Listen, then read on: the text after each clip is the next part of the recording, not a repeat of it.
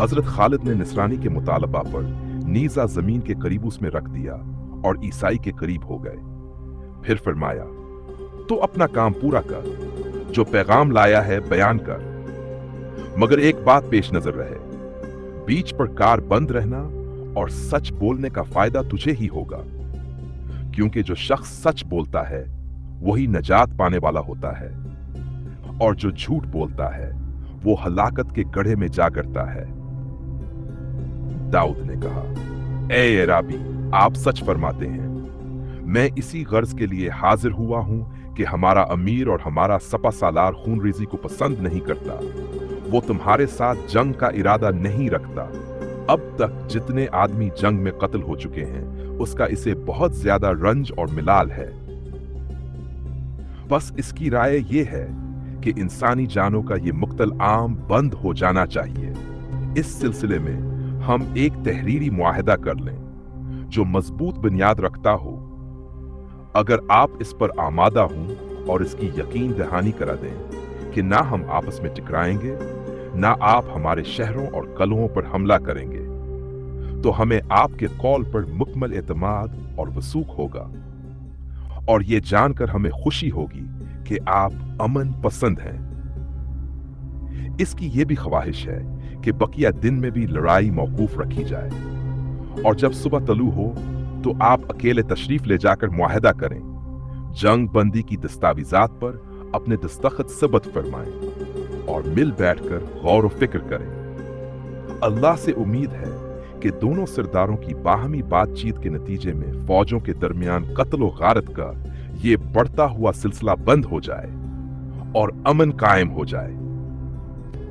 हजरत खालिद बिन वलीद ने दाऊद की तमाम गुफ्तगू तहम्मुल से सुनी, फिर कुछ देर तक खामोशी इख्तियार की, जैसे किसी गहरी सोच में हो। आखिरकार सर उठाया और नहायत राबदार आवाज में फरमाया, जनरल वर्दान के दिल में जो बात है और जिस मकसद के लिए उसने तुझे मेरे पास भेजा है, अगर इसके अंदर किसी किस्म की चाल, मकर फरीब या खफिया साजिश छुपी हुई है तो कान खोल कर सुन ले। अल्लाह की कसम, जंगी चालाकी, खफिया तदबीर और मकर फरेब करना हमारी घटी में शामिल है, और ये हमारे बाएं हाथ का खेल है। इस फन में हमारी बराबरी शायद ही कोई कर सके। फिर याद रखो, अगर इसने धोखा देकर चालाकी से कोई कामयाबी पाने का ख्याल दिल में बसाया है तो मैं वाजे कर देना चाहता हूं कि वो कभी कामयाब नहीं होगा, बल्कि मना की खाएगा और शायद अपनी ही फौज को हलाकत के दहाने पर ले जाएगा। अगर इसका मंसूबा यही है तो इसकी उम्मीदें खाक में मिल जाएंगी, लेकिन अगर इसका कूल सच्चाई और नीक नीति पर मबनी है तो सिन लो और इसे ये जवाब पहुंचा दो कि हमारे और तुम्हारे दरमियान सल्ह और अमन का मुआहदा सिर्फ 2 शर्तों पर हो सकता है। पहली शर्त, तुम इस्लाम कबूल कर लो। दूसरी शर्त, तुम अपनी जमात, अपने सरदारों और अपनी औलाद के साथ जजिया अदा करो, और तभी तुम्हें अमन हासिल होगा। हां, याद रहे, माल की मुझे कोई ख्वाहिश नहीं, मगर ये माल तुम हर साल के आगाज में बतौर जजिया अदा करोगे। दाऊद ये बातें खामोशी से सुनता रहा। इसके चेहरे पर बेचैनी के आसार नुमायां थे। आखिरकार गहरी सांस लेकर कहने लगा, चले ठीक है, जैसे तुम्हारी ख्वाहिश है ऐसा ही हो जाएगा, मगर जब तुम दोनों सपा सालार एक जगह बैठकर बात करोगे तो जरूर कोई तस्फिया निकल आएगा। और अब मुझे इजाजत दीजिए। हजरत खालिद बिन वलीद की गुफ्तगू सुनकर दाऊद के दिल पर आपका राब छा गया और वो घबरा गया। फिर उसने अपने दिल में कहा, अल्लाह की कसम, ये अरबी सच्चा है और अरब अपने कौल के सच्चे होते हैं। खुदा की कसम, मैं यकीन से जानता हूं कि वर्दान कत्ल होकर रहेगा और उसके बाद हमारा भी नंबर है। मेरे लिए अब इसके अलावा कोई चारा नहीं कि मैं इसी अरबी से अमान तलब कर लूं।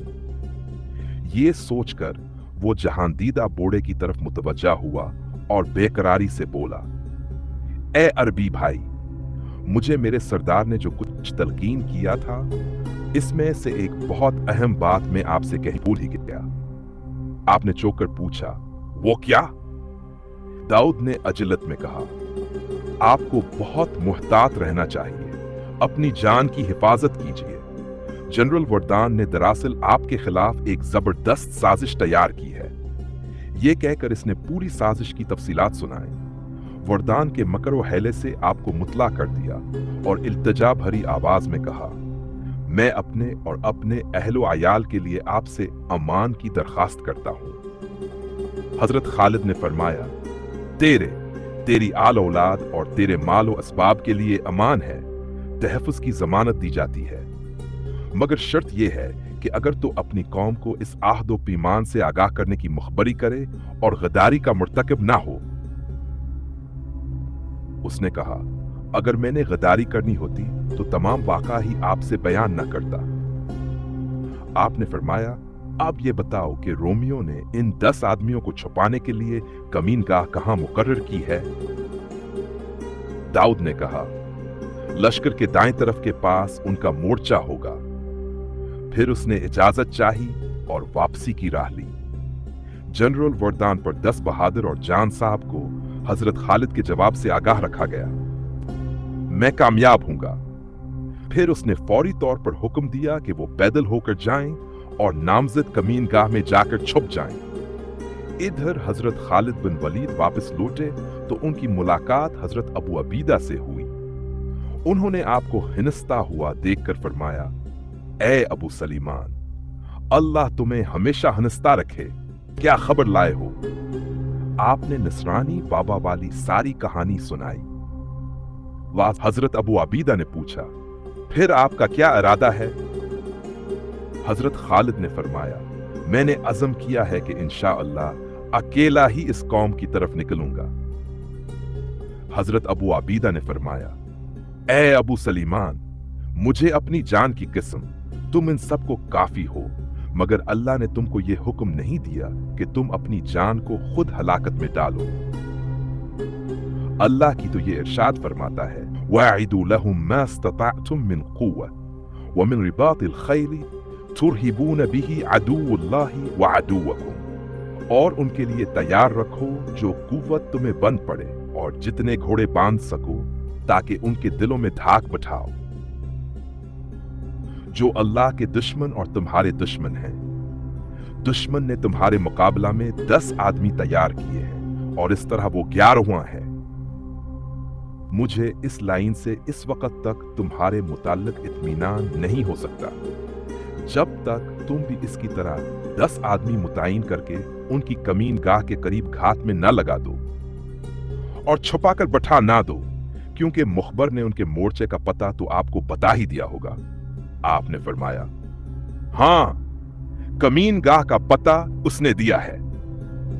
मुसलमानों की हुकमत अमली हजरत अबू अबीदा ने फरमाया, तो बस ठीक है, तुम भी अपने 10 आदमी चुन लो और उनको हुक्म दे दो कि उनकी कमीनगाह के करीब कहीं छपकर बैठ जाएं। जिस वक्त वो लाइन अपने फौजियों को चलाकर बुलाएगा, तुम भी अपनी पलटन को आवाज दे देना। वो इंशाअल्लाह इन्हें काफी होंगे और इस तरह आपके मुताल्लिक मेरा खुदशा दूर हो जाएगा। इधर हम अपने घोड़ों पर अलर्ट रहेंगे। जिस वक्त तुम इस दुश्मन खुदा से फारिग हो जाओ तो हम अपनी सिपाह के साथ इसकी फौज पर हमला कर देंगे और अल्लाह से हमें फतह व नुसरत की कामिल उम्मीद है, वही हमारी मदद फरमाएगा। तो यही था आज का दिलचस्प मौजू। उम्मीद है आपने कुछ नया और जबरदस्त सीखा होगा। अगर वीडियो पसंद आई हो तो लाइक, शेयर और सब्सक्राइब जरूर करें और नीचे कमेंट्स में अपनी कीमती राय जरूर बताएं। अल्लाह हाफिज।